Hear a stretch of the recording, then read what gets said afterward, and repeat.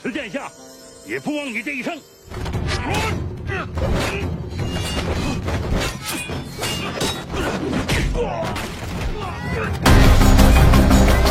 Hai semua, apa kabar hari ini? Semoga senantiasa sehat, bahagia, dan selalu lancar rezekinya ya. Amin. Kita kembali lagi di channel Dunia Persilatan. Tayangan segala kisah hiruk pikuk para pendekar di dunia persilatan.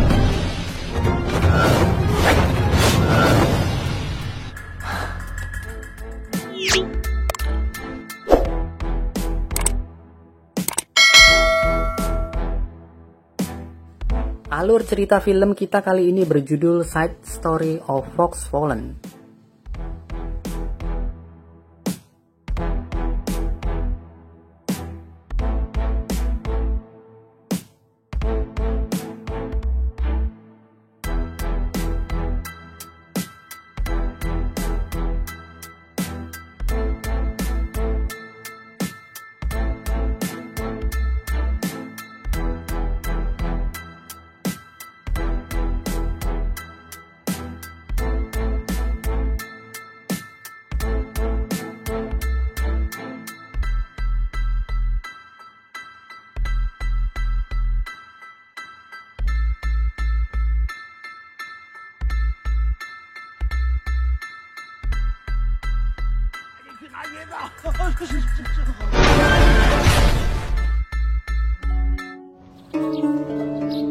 Fu Kang'an sedang menunggu kabar dari kakak iparnya. Hasil pembicaraannya dengan ibunda, kakak ipar menyampaikan ibunda akan mencarikan selir baru yang berstatus sosial baik untuk Fu Kang'an. Kakak ipar menyarankan agar ia mencari pasangan di luar untuk tujuan memiliki keturunan putra. Jika terlanjur memiliki putra, ibunda tak lagi menyoal latar belakang wanita itu. Seorang pengawal datang melapor, perwira Shang hendak bertemu dan ditolak mentah-mentah. Sang Baosan akhirnya diusir keluar rumah Panglima Fu. Hadiah yang ia sempat berikan dikembalikan lagi. Saat akan pulang, tak sengaja ia mendengar perkataan kakak ipar Fu Kang'an tentang nasib Fu Kang'an yang belum memiliki keturunan. Shang Baosan sedang dalam kesulitan keuangan. Di tengah jalan, ia dihadang penagih hutang. Barang berharga yang ia bawa terpaksa dipakai untuk membayar hutangnya. Hobinya bermain judi membuatnya tidak kapok bangkrut. Karena banyak hutang, di tempat judi pun ia juga dilecehkan rekan kerjanya, membuatnya dendam kepada mereka. Di jalan, secara kebetulan ia melihat Ma Chunhua bersama dua anak kembar. Sang Baosan membuntuti mereka hingga sampai di sebuah rumah. Ma Chunhua telah menikah dengan kakak seperguruannya, Su Zeng. Mereka sedang singgah di ibu kota, meneruskan usaha biro pengawalan Ma Xingkong. Namun sejak kejadian di kediaman Sang, order mereka semakin sepi.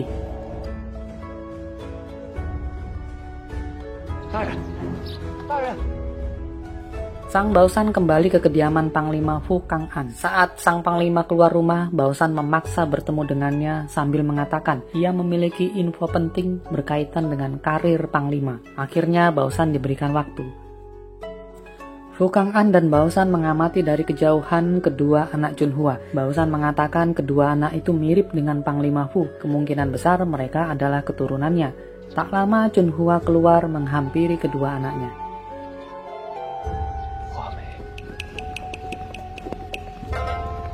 Hu Fei dan Ling Zhu sampai di penginapan Dingxi. Bawahan tetua Tang yang membawa gambar wajah terkecoh dengan penyamaran mereka. Mereka mengambil kamar kelas bawah yang tersisa. Ling Zhu rutin meminum pil pemulihan. Hu Fei yang melihatnya bertanya, obat apa yang sedang diminumnya? Ling Zhu menjelaskan penyakitnya belum benar-benar sembuh dan harus bergantung pada obat racikan gurunya ini.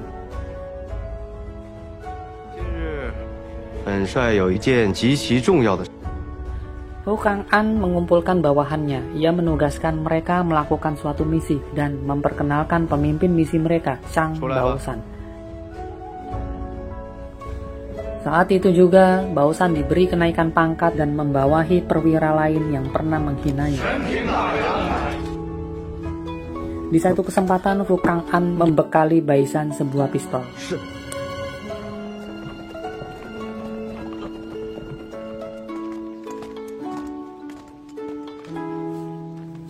Karena sudah berjalan cukup jauh, semua mendesak Baosan menjelaskan tugas mereka. Hingga Baosan meminta mereka menyamar jadi perampok. Semua tidak terima tugas hina itu. Ada seorang yang tak sabar. Terlebih Baosan bersikap sangat angkuh kepada mereka. Ia menghunuskan pedangnya dan Baosan menembakkan pistolnya. Semua terkejut, akhirnya tunduk kepadanya. Hu Fei dan Ling Zu keluar dari penginapan, singgah di kedai makan. Tak disadari rombongan Chun Hua yang sedang mengawal paket lewat di samping mereka. Mereka menginap di penginapan Dising dan mendapat kamar yang sebelumnya ditempati Hu Fei. Ling Zu tidak menemukan botol obatnya. Botol itu pasti tertinggal di kamar penginapan. Akhirnya mereka kembali ke penginapan Dising. Kamar itu sudah ditempati Chun Hua. Saat mengetuk pintu kamar, yang keluar adalah Su Zeng. Hu Fei sangat mengenalinya, namun hubungan mereka tidak terlalu baik, tidak membuka identitasnya. Ling Zu tidak menemukan botol obatnya. Kakak seperguruan Su Zeng mencurigai mereka hanya beralasan. Tak lama Chun Hua datang menunjukkan botol obat yang ditemukan putranya di kamar. Hu Fei langsung menyapanya. Afe. 她是独守药王的传人林姑娘。独守药王。 Datang segerombolan perampok. Mereka mengusir penghuni penginapan dan mencari Biro Feima. Hu Fei dan kawan-kawan keluar menemui kawanan perampok itu. Mereka berkata hendak merampok uang 9.000 tael perak yang mereka bawa. Uang itu memang sengaja diatur Baosan untuk dikawal Biro Feima. Kakak seperguruan maju menghadapi mereka, namun kondisinya lemah. Ia terkena pukulan hingga luka parah. Saat nyawa terancam, Hu Fei turun tangan menolong. Hu Fei menghadapi pemimpin perampok bawahan Baosan.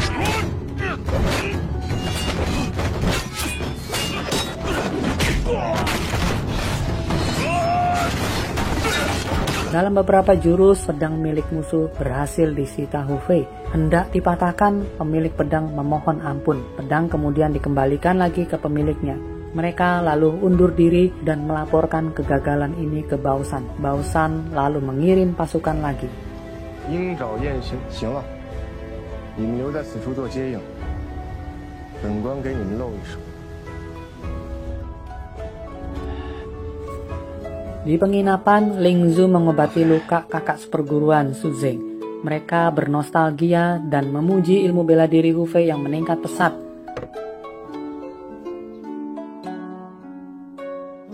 Belum puas mereka bercengkrama, pasukan Baosan sudah menyerang mereka kembali. Misi mereka adalah merebut anak Chun Hua.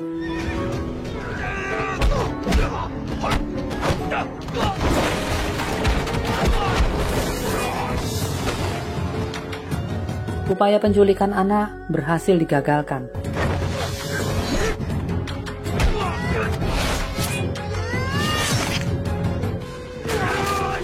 Namun kakak seperguruan Su Zeng tertikam pedang musuh.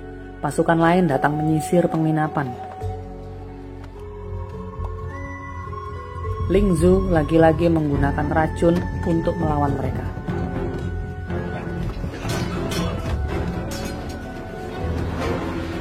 Hari mulai gelap, pasukan batalion telah datang. Baosan yang mengenal Hu Fei emosi dan memerintahkan melepas anak panah api membakar penginapan. Baosan meminta anak Chun Hua atas perintah Panglima Hu, juga mengundang Chun Hua ikut serta. Kakak seperguruan Su Zeng sudah tidak mampu bertahan dari lukanya. Ia berpesan kepada putranya sebelum akhirnya meninggal.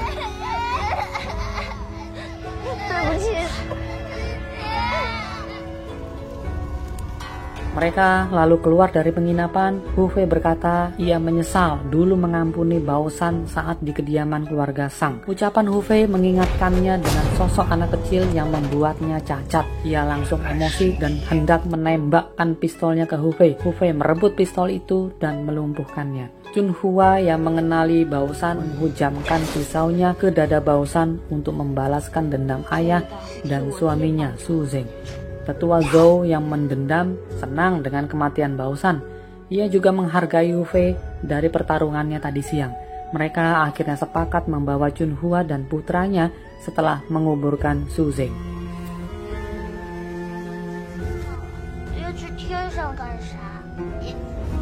阿飞，这几日多谢你了。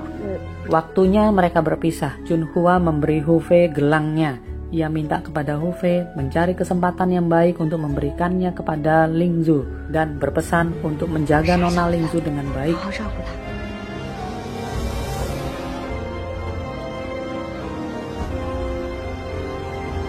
让我把这个镯子送。 Setelah kepergian Chunhua, Hu-Fei langsung menyerahkan gelang itu kepada Lingzhu sambil mengatakan ia diminta untuk 那 menjaga 你会好好 Lingzhu. 照顾我吗？ Lingzhu bertanya apakah Hu-Fei akan menjaganya. Hu-Fei menjawab tentu ia akan menjaganya seumur 我会 hidup. 照顾你一辈子的。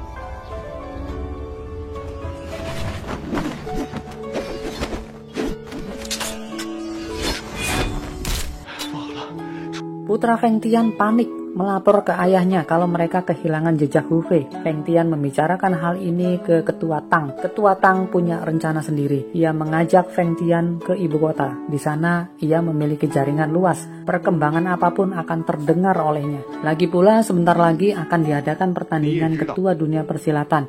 Hu-Fei tak akan berani sembrono membunuh Feng Tian di hadapan Panglima Fu. 全都传遍了朝廷。什么？我的毒被 Xin Wanchen, si master racun terheran-heran. Miao Renfeng dapat sembuh dari racun buatannya. Butuh waktu 10 tahun untuk meneliti racun bubuk pencabut nyawa miliknya. Tapi dengan mudah ditawarkan seorang gadis dari lembah racun. Ia mengira gadis itu pasti telah berhasil mengembangkan begonia 7 hati. Ia lalu mendatangi lembah master racun. Di sana Xiao Ti sedang berlatih jurus dengan Murong Jiyu.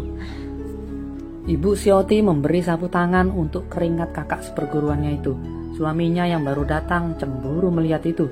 Di rumah bawah tanah mereka terjadi pertengkaran kecil akibatnya. Tak lama kemudian Xiao Ti jatuh terguling di anak tangga. Ia telah tewas. Murong menuruni anak tangga. Ia terlihat terpukul melihat Xiao Ti telah tewas.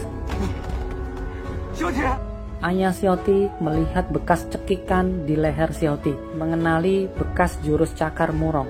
Mereka menuduh Murong pelakunya dan menyerangnya. 我的亲骨肉！ Murong menyangkal dan berkata ia tak mungkin membunuh karena Xiao Ti adalah anak kandungnya. Si ayah terkejut mendengarnya. Tak lama terdengar suara lain dari atas. Mereka langsung keluar rumah. Datang seorang tua mengaku sebagai paman guru mereka. Mereka menyerang, tapi bukanlah lawannya. Masing-masing terkena pukulan.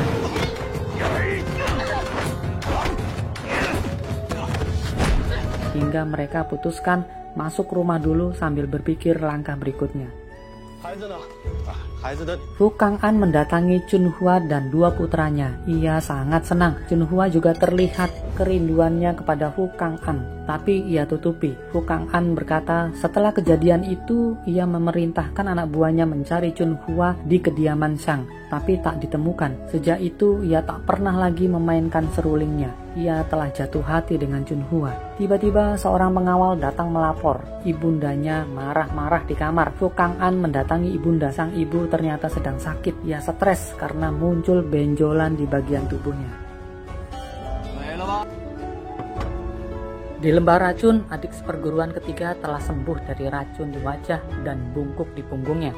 Tanpa ia ketahui, Xin Wanchen telah menyembuhkan cacatnya. Tapi mereka tetap harus balas dendam. Mereka membuat skenario berpura-pura menjadi murid Xin Wanchen.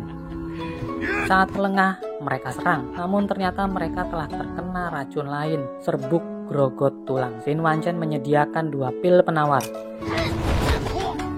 Mereka saling berebut. Kakak ketiga menelan pil terlebih dahulu. Saat kakak pertama dan kedua sedang saling mengunci jurus, Xin Wanchen kemudian memberinya sebuah pisau. Ia harus memilih salah satu dari mereka. Xin Wanchen menyarankan membunuh saja suaminya karena ia tidak akan mudah menerima perselingkuhan istrinya. Akhirnya ia membunuh suaminya.